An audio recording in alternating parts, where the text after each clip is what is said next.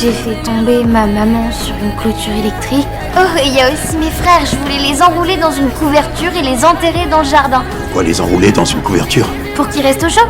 Chaque mot prononcé par Natalia était un mensonge soigneusement tissé par ses parents. Les accusations et les mensonges n'étaient que des prétextes pour donner une excuse honorable à leur décision d'abandonner leur enfant handicapé. Maman! Attendez! Mon déambulateur, vous avez oublié de le donner! Maman, papa, sinon ça me fait mal! Me laisse pas toute seule! Non, t'en vas pas, s'il te plaît! De retour dans l'appartement vide, la solitude et la peur ont rapidement envahi son cœur. Natalia ne comprenait pas pourquoi ses parents étaient aussi résolus. Pour trouver des réponses, elle est allée à la bibliothèque et a trouvé le livre écrit par sa mère. En ouvrant les pages, elle a découvert les histoires et les photos des autres enfants de la famille, mais pas une seule mention de son propre nom, comme si elle n'avait jamais existé. À ce moment-là, elle a craqué. Elle a essayé de prendre le livre, mais l'administrateur l'en a empêché. Hé!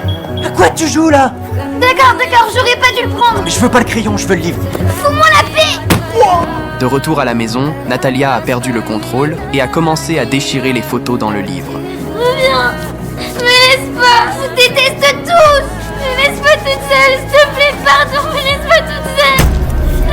Soudain, l'appartement a perdu son électricité et le monde est tombé dans un silence complet. Le lendemain, son père est apparu devant elle. Mais ce n'était pas une libération, c'était le début d'un autre jugement. À quoi tu joues, hein?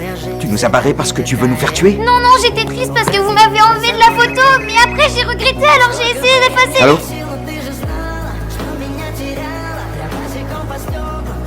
Son père n'a pas tenu compte de ses explications. Son seul objectif était de coopérer avec les autorités pour s'assurer qu'elle puisse continuer à recevoir ses aides pour handicap. Natalia n'avait pas encore compris que ce que ses parents chérissaient vraiment, ce n'était pas elle, mais l'argent qu'elle rapportait. Maman, t'es venue me chercher, on va déménager. Le propriétaire ne veut pas que tu restes. Allez, viens.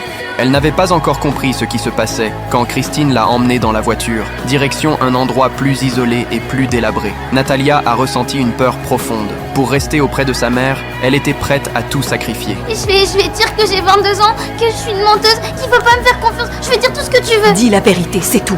Et souviens-toi que ça risque de te coûter très cher si tu ne dis pas la vérité. Si tu continues à mentir comme avant.